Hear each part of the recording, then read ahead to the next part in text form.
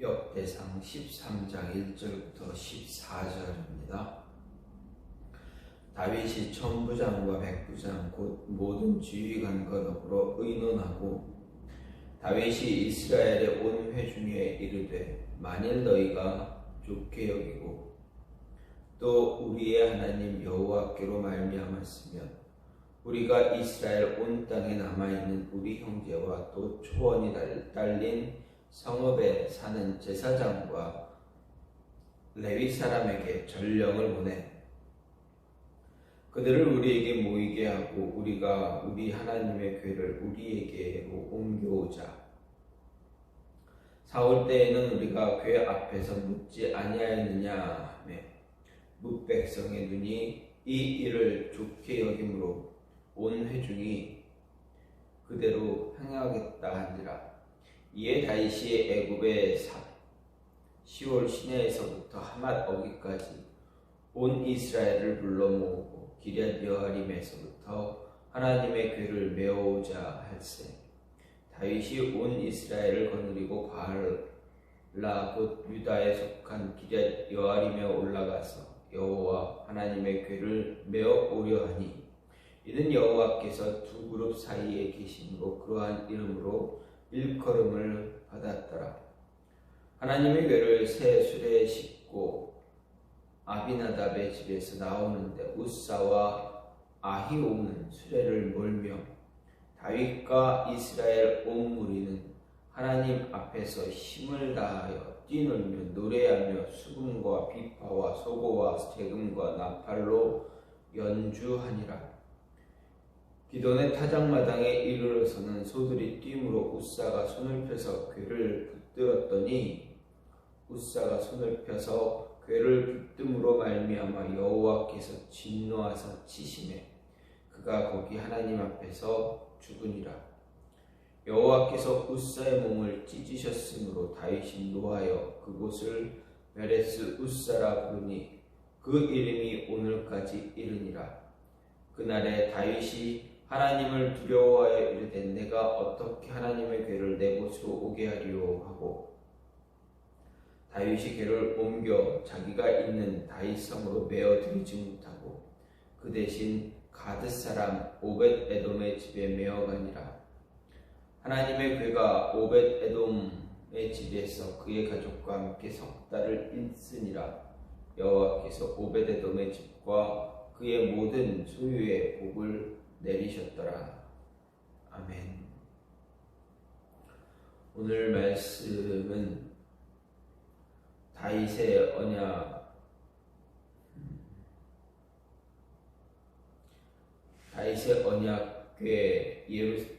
다윗이 언약궤를 예루살렘으로 가지고 온 안치하는 그러한 모습의 이야기입니다.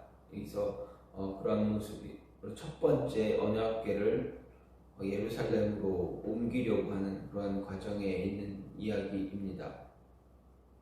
그런데 이 첫 번째 언약궤를 옮기려고 했던 이 첫 번째 시도는 실패하고 맙니다. 그 이유는 언약궤를 옮기는 과정 속에서 언약궤를 옮길 때 다윗이 실수한 것, 잘못한 것 때문에 하나님의 진노가 임했다라는 것을 볼 수가 있습니다. 이런 말씀을 좀 보게 되면 1절부터 5절까지 다윗이 천부장과 백부장 등 이스라엘 지도자들에게 하나님의 궤를 예루살렘으로 옮겨올 것을 제안하는 데 대해서 그들이 다윗의 제안에 따르기로 결의합니다. 그래서 백성들을 헤브론으로 소집한 것을 말하고 있고 또 5절 하반절부터 8절은 다윗이 온 이스라엘 백성들과 더불어 기럇 여아림 아비나답의 집으로 가서 아비나답의 두 아들 우사와 아히오를 언약궤 운반 책임자로 언약궤를 새 수레에 실어서 운반합니다. 다윗과 온 무리가 언약궤 앞에서 하나님을 찬양하고 따르는 그런 모습을 볼 수가 있습니다. 9절부터 14절은 언약궤를 실은 수레가 기돈의 타작마당에 이르렀을 때 수레를 끄는 소들이 뛰자 궤가 수레에서 떨어지려 하는 것을 보고 우사가 책임을 맡은 우사가 그 언약궤가 떨어지지 않게 하려고 손으로 붙잡았을 때 하나님의 진노가 임했다. 그래서 우사를 그곳에서 죽게 하십니다. 이런 모습을 보고 다윗이 언약궤 운반을 이제 중단합니다. 그리고 그 언약궤를 오벳 에돔의 집에 머물게 했을 때 하나님은 그 오벳 에돔의 집에 하나님의 은혜가 임했다라는 사실을 기록하고 있습니다. 이런 모습은 일부의 내용을 제외하고는 사무엘하 6장 1절부터 11절의 내용과 같습니다. 사무엘서에서는 다윗의 언약궤 운반 기사가 블레셋의 정복과 다윗 왕궁 건축 기사 이후에 나오는 반면에 역대상의 기사에서는 다윗이 온 이스라엘 왕으로 즉위하자마자 바로 언급하고 있다라는 것에서 좀 차이가 있습니다. 역대기 기자는 다윗이 온 이스라엘 왕으로 공식적인 통치 행위를 하나님의 언약궤를 운반하는 것으로 시작한다라는 것을 볼 수가 있습니다. 이것은 다윗 왕의 일반적인 치세보다 그의 신앙적 행위를 우선적으로 기술해서 바벨론 포로에서 귀환한 이스라엘 백성들에게도 하나님을 바라보는 그 신앙을 그들에게 가르치기 위한 그런 의도가 들어가 있다라는 것을 보게 됩니다. 이런 모습에서 오늘 말씀 다윗이 언약궤를 운반하던 과정 첫 번째로 그 운반하는 과정을 보면서 생각할 수 있는 것은 우리는 다른 어떤 것보다 하나님 나라와 하나님의 의를 구하는 삶을 살아야 한다라는 것입니다. 11장, 12장은 다윗의 왕위 즉위 사건입니다. 그리고 수도를 옮기는 사건입니다. 그런데 오늘 13장 말씀을 보면 예루살렘으로 수도를 옮긴 직후 무엇보다도 기럇 여아림에서 70년이나 방치되었던 언약궤를 예루살렘으로 운반하는 그러한 모습을 시도를 하고 있는 것을 볼 수 있습니다. 우리가 이것을 인간적인 시각으로 바라보면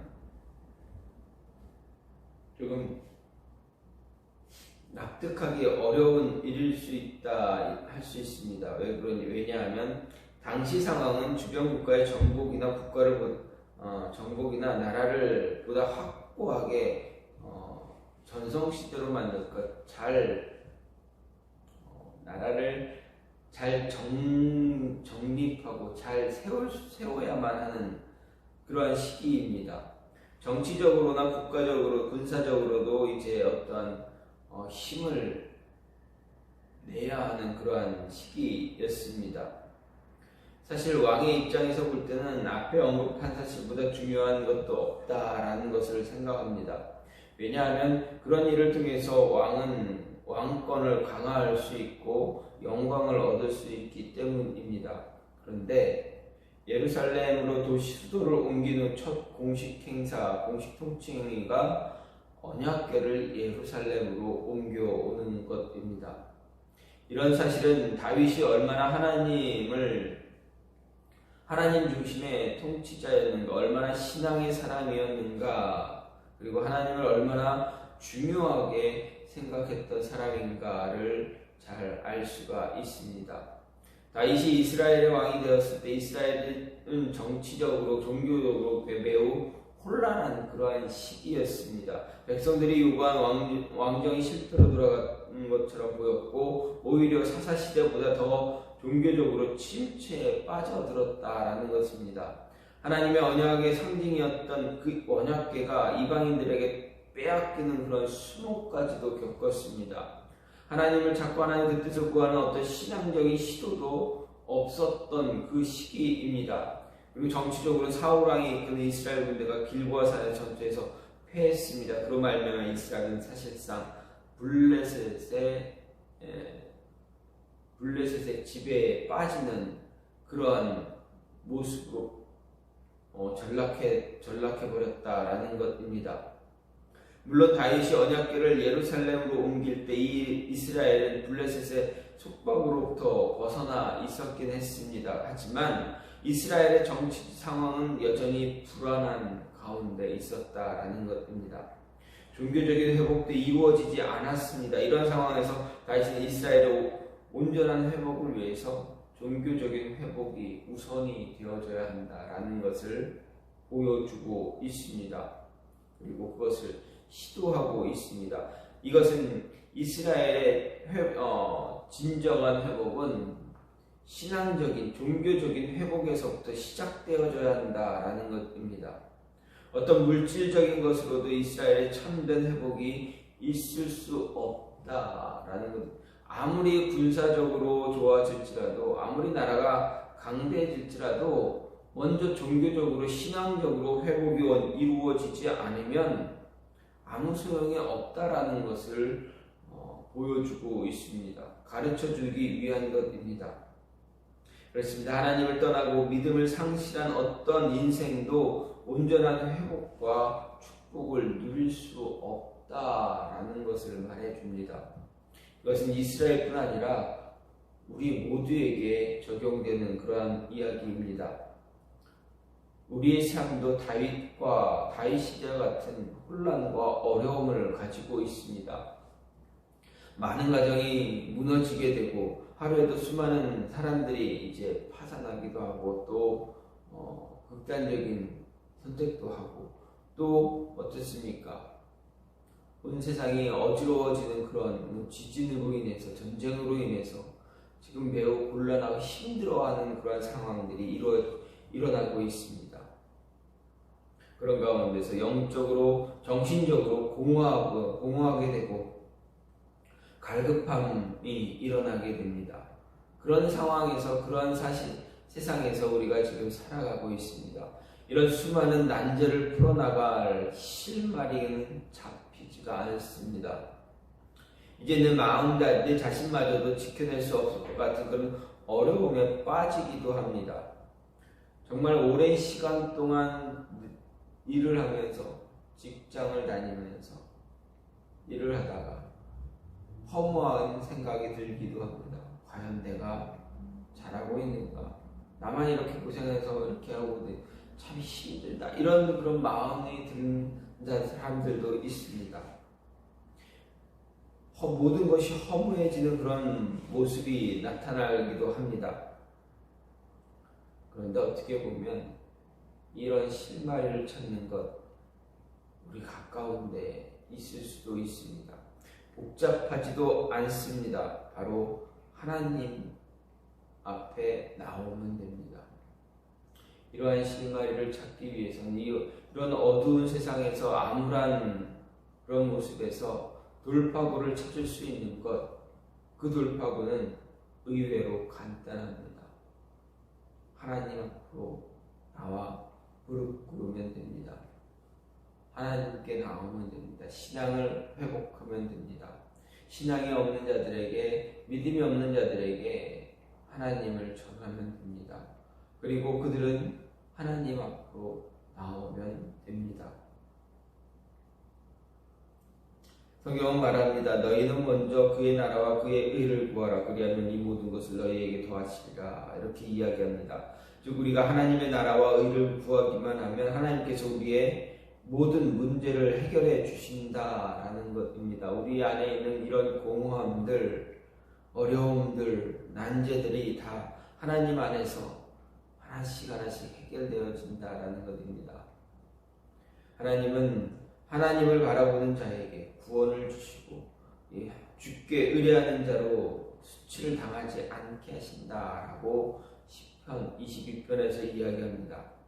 따라서 우리의 위기는 물질적 빈곤, 군사적 위협이 아니다라는 것 잊지 말아야 합니다. 양식이 없어서 주림이 아니며 물이 없어서 가람이 아니다라는 것을 기억해야 합니다. 하나님을 구하지 않는 것이 우리의 위기고 우리의 하나님의 나라와 의를 구하지 못하는 것이 우리의 위기다. 우리의 회복은 하나님 앞에 돌아오는 것, 우리의 신앙이 먼저 하나님만 바라보는 것, 하나님을 의지하고 먼저 그의 나라와 그의 의를 구하는 것이다 라는 것 잊지 말아야 합니다. 또 한 가지는 우리의 실패는 온전한 신앙을 위한 하나님의 은혜이기도 하다라는 것입니다. 오늘 말씀은 하나님께 신실하기를 원하는 한 사람이 하나님을 위한 사업을 시도하고 있지만 결국 실패로 끝나고 마는 그러한 하나의 해프닝이 기록되어 있는 것입니다. 다윗의 신앙은 누구도 의심할 수 없는 그러한 공인된 그런 신앙입니다. 누구나 다 인정하는 그런 신앙이었습니다. 그런데 오늘 말씀을 보면 그가 하나님의 교회를 기럇 여아림에서 예루살렘으로 옮기려고 추진한 것도 그의 순수한 신앙적 열정의 결과였습니다. 그리고 언약궤의 운반 과정 속에서도 다른 사람을 의식하지 않는 그런 신앙적인 열정으로 하나님을 찬양하며 하나님의 언약궤 앞에서 뛰놀았다라고 기록하고 있습니다. 그런데 바로 그 순간 일이 틀어져 버립니다. 찬양과 기쁨으로 가득 찼던 축제의 그 축제의 중간에 하나님의 심판을 받아 죽어버린 한 사람으로 인해서 이 축제는 다 망가져 버리게 됩니다. 통곡과 두려움으로 축제가 순식간에 변해버립니다. 모두가 두려움에 휩싸여서 서둘러 그 자리를 떠나기에 분주했습니다. 아무리 되짚어 보아도 언약궤를 예루살렘으로 옮기려고 한 다윗의 생각은 옳았습니다. 그런데 왜 하나님을 향한 순전한 마음으로 행한 다윗에게 이런 결과를 주셨는가입니다. 이것은 말씀에 무지한 채 신앙적 열심만을 앞세운 다윗을 연단하기 위한 하나님의 섭리였다라는 것입니다. 다윗으로도 충실히 하나님을 섬기고 그 후대로 길이 남을 믿음의 표본이 되도록 단련하시는 것이 하나님의 연단이었다라는 이야기입니다. 하나님의 징계는 우리를 더 나은 존재로 만들기 위한 원하시는 하나님의 사랑에서 비롯되는 것임을 우리는 깨달아야 합니다. 다윗의 언약궤 운반궤 그렇게 실은 완전한 실패가 아닙니다. 다윗은 두려움으로 하나님께 반응했지만 그것은 자신의 잘못을 되짚어보는 시간이 되었고 자신이 범한 잘못을 발견하게 되는 그러한 기회가 되었다라는 것입니다. 역대상 15장 13절에서 우사가 왜 죽었는지 그 원인을 이야기합니다. 그리고 그들의 실수를 보완해서 하나님의 명하신 말씀대로 합당하게 하나님의 궤를 운반하는 일을 준비합니다. 즉 언약궤 운반 실패를 통해서 신앙적인 열정과 의지는 있었지만 어떻게 하나님을 섬겨야 하는지에 큰 관심을 두지 않았던 자신의 모습을 발견하게 되었다. 뿐만 아니라 그 아들 솔로몬에게 성전의 모든 양식과 기구의 양식을 직접 설명할 정도로 하나님 말씀에 대해 전문가가 되었다라는 것입니다. 이렇게 다윗을 변화시킨 결정적 계기 무엇입니까? 바로 우사의 죽음입니다. 하나님께서는 우리를 연단시키고 그것을 통해서 보다 더 나은 미래, 보다 합당한 신앙으로 세워지기를 원하십니다. 때문에 우리는 실패와 연단 가운데서 포기하거나 하나님을 원망할 것이 아니라 나에게 실패와 연단을 허락하신 그 뜻을 헤아리고 깨닫게 되도록 힘쓰는 그러한 모습이 필요하다라는 것 잊지 마시고 우리의 신앙을 더 바르게 세워나가는데 집중하시기를 간절히 소망합니다. 오늘 말씀은 우리가 하나님을 믿고 나갈 때 분명 실패하고 주저앉을 때, 좌절할 때가 분명히 있습니다. 그러나 그것으로 끝나서는 안 된다라는 얘기입니다. 실패와 좌절, 절망 가운데는 우리를 연단시키기 위한 하나님, 우리에게 더 많은 사랑과 은혜와 축복을 베풀길 원하시는 하나의 연단의 과정이다라는 것 잊지 마시고 그 가운데서 잘 이겨낼 수 있는 모습이 필요하다. 그리고 무엇보다도 하나님 나라와 하나님의 의를 구하는 삶을 살아야 한다라는 것입니다. 이 모습이 저와 여러분의 삶의 가장 중심된 모습이 되기를